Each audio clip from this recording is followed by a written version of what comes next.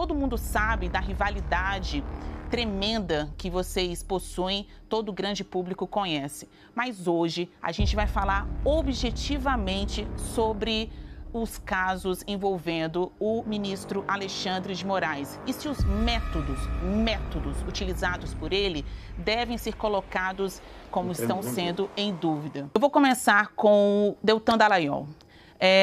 Deltan, você que foi chefe da Lava Jato e foi também alvo da Vaza Jato, que mostrou a divulgação, a troca de mensagens entre integrantes da ex-força-tarefa, de investigação da Lava Jato e o então juiz Sérgio Moro.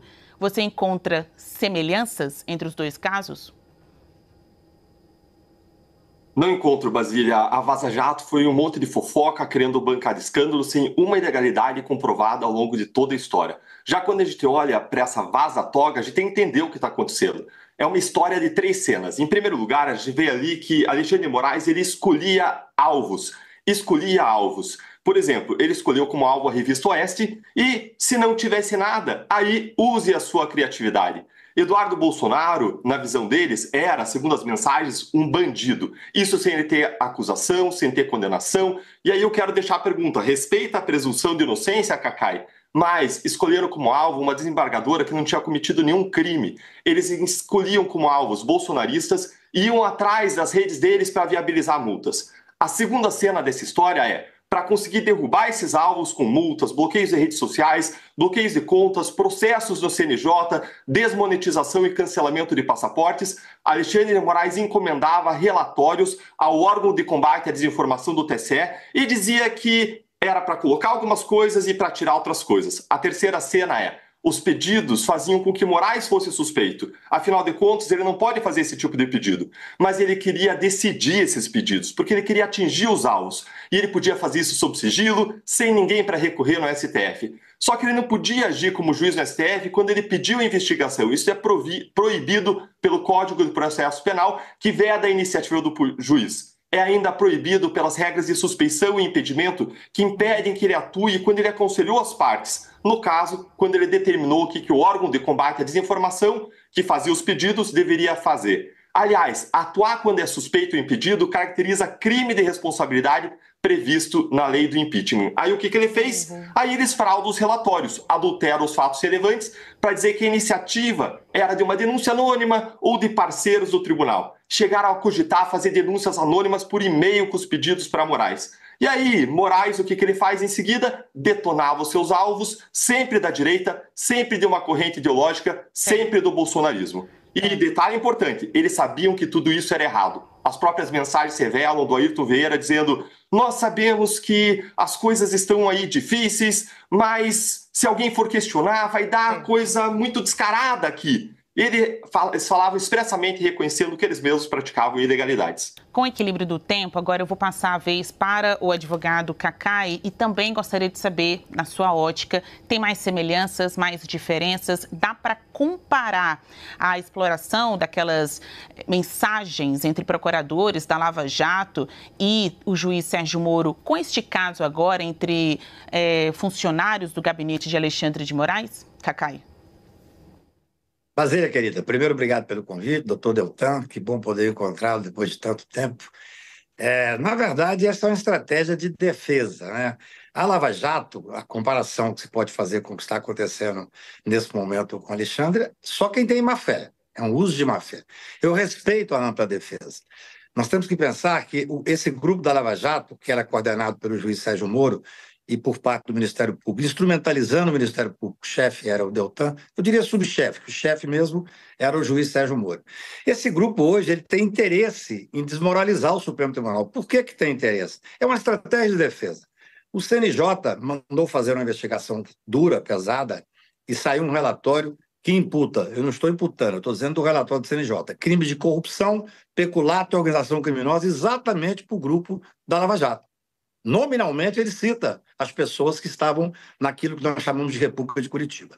Não tem nenhuma relação. O ministro Alexandre, o que existia na Lava Jato era um conluio, claro, comprovado, entre os procuradores, coordenado pelo doutor Deltan, e o juiz federal, que eu até fico feliz de ele não ter sido cassado, que eu prefiro que o processo seja mais rápido, dando a eles uma ampla defesa que eles não davam aos réus, no caso da Lava Jato, e que sejam julgados logo pelo Supremo Tribunal assim que terminar esse inquérito. Agora, Basília, não você comparar o que aconteceu na Lava Jato, onde há comprovadamente havia um conluio criminoso, quem diz isso é o CNJ, e comparar com o direito que tem um ministro do Supremo Tribunal Federal, um ministro do Tribunal Superior Eleitoral, de fazer a investigação, porque ele tem poder de polícia, artigo 41 do Código Eleitoral, enquanto ministro eleitoral. Não tem absolutamente nenhuma relação. O que nós temos que compreender, e eu respeito, é que há uma linha de defesa, de desmoralizar o Supremo, de desmoralizar o Judiciário. Por quê? Essas pessoas sabem. A Lava Jato foi a base, foi quem propiciou a possibilidade de eleição do Bolsonaro. Nós não podemos esquecer isso. O ministro Moro ganhou, inclusive, como presente, o Ministério da Justiça. Prendeu o principal opositor, ganhou o Ministério da Justiça. Então, a necessidade... Depois houve uma briga entre eles e tal, e eu não vou entrar na discussão de briga de quadrilha. Mas, depois que houve essa cisão, há uma necessidade de desmoralizar, porque os processos, Basília, estão vindo. Há 300 pessoas condenadas do 8 de janeiro a 12, 15 anos. Nós temos agora que cobrar do Ministério Público Federal, talvez a demora seja um motivo maior desse certo desespero por parte daqueles que estão sendo investigados. E eu entendo, eu sou advogado criminal.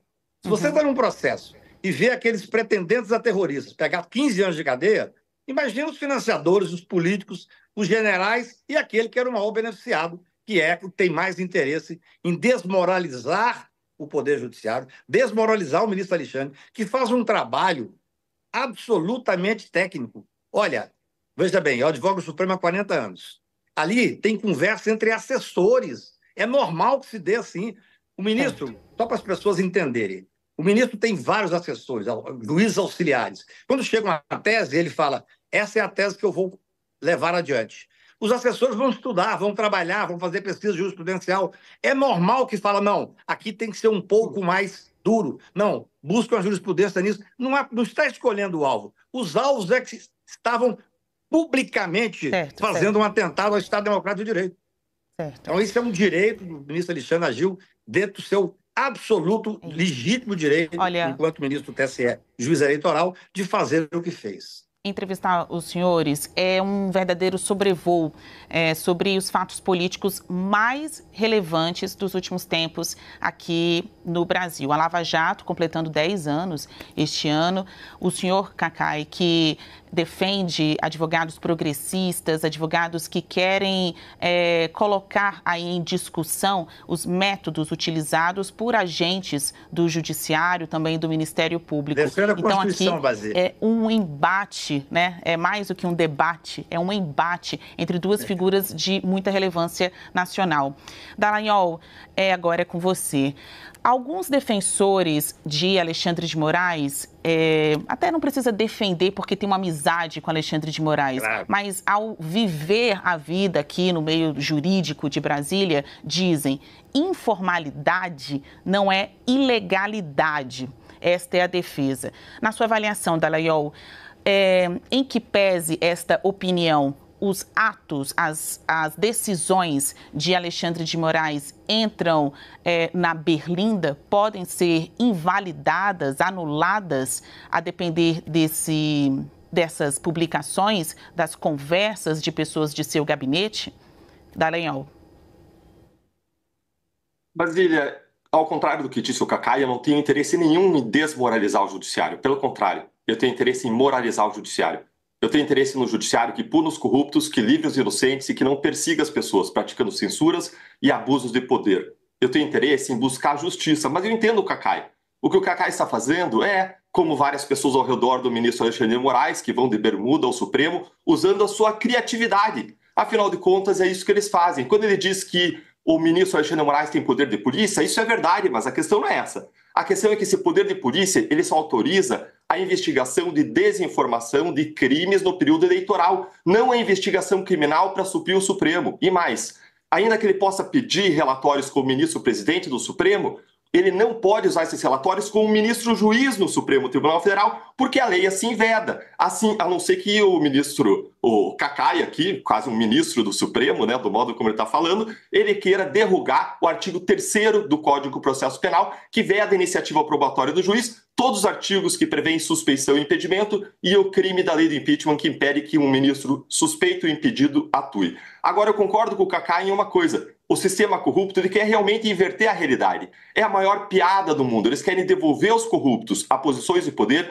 e colocar os agentes da lei como se eles fossem os corruptos. Essa é a maior piada e a maior inversão de valores da história. E quando a gente compara Vaza Jato com agora Vaza Toga, não tem nada a ver uma coisa com a outra. Na Vaza Jato, a gente estava falando de um material criminoso. Como a Polícia Federal disse, os hackers tinham intenção de adulterar e não havia como confirmar a autenticidade. Agora não, agora é um material legítimo, que veio de um whistleblower, alguém que está soprando o apito diante das ilegalidades, que viu tendo acesso legítimo ao material, e o material é reconhecido. Segunda diferença, na Vaza Jato, os procuradores, os assessores da operação nunca apontaram nada de errado. Essas supostas mensagens não revelaram nenhum crime, nada. Já quando a gente olha para essa Vaza Toga, a gente vê indícios sérios de crime, respeitada a presunção de inocência, e a gente vê uma pessoa de dentro apontando coisa errada. Na Vaza Jato, mais de 15 procuradores independentes atuavam, com diferentes vilões do mundo. Se tivesse qualquer coisa errada, não tinha hierarquia. Se alguém visse alguma coisa errada, pegava a sua mala, ia embora e apontava a ilegalidade. Agora não, agora a gente está falando de um órgão controlado, de assessores controlados pelo Moraes, cargos em comissão ou ainda juízes assessores do Alexandre de Moraes, todos subordinados a uma única pessoa, a uma única visão de mundo. Quarta diferença, o Intercept, ao divulgar a Vaza Jato, sempre deixou claro que ele tinha lado. Ele estava de um lado e ele nunca escondeu isso. Essas mensagens divulgadas, supostas mensagens da Vaza Jato, foram claramente instrumentalizadas com o objetivo de destruir a Lava Jato, derrubar condenações e assassinar reputações de juízes e procuradores. Existia aí militância. Já agora na Vaza Toga, não. A Folha de São Paulo é insuspeita, ela está à esquerda. Ela apoiou o Alexandre de Moraes em vários atos que ela praticou. Quinta diferença, na Vaza Jato tinha um Ministério Público atuando e tinha um juiz. Agora não, na Vaza Toga é o juiz, procurador e polícia numa só pessoa. Quem defende o sistema acusatório, quem é realmente garantista, é contra isso. Em sexto lugar, os procuradores, o que eles faziam era combater a corrupção bilionária comprovada. O que o ministro Alexandre de Moraes faz é perseguir pessoas que criticam o Supremo Tribunal Federal, é ir atrás do OAS procurando opiniões ácidas para que possa desmonetizar, calar e censurar. Em sétimo lugar, na Lava Jato, tudo era revisado em 3 instâncias. Tinha por base os fatos e a lei, ainda que possa existir diferentes interpretações. Agora não. Agora a palavra é suprema, de uma só pessoa, não tem revisão e a lei foi rasgada, a Constituição foi rasgada e foi deixada lá atrás uma série de casos, a gente pode explorar aqui. Prisões além de 35 dias, buscas probatórias que eram fishing expeditions, pescarias probatórias, censuras de perfis inteiros e não de posts específicos e, para fechar, em oitavo lugar, a Vaza Jato, ela revelou fofocas. Nenhum ato, nenhum produzido em documentos confirmou aquelas alegações. Pelo contrário, quando a STJ investigou, para averiguar se os procuradores tinham investigado ilegalmente ministros do STJ, comprovou o contrário, que isso não tinha acontecido. Já agora, na Vaza Toga, você vê documentos que provam as fraudes documentais apontadas, levantando sérios indícios de crimes que precisam ser investigados.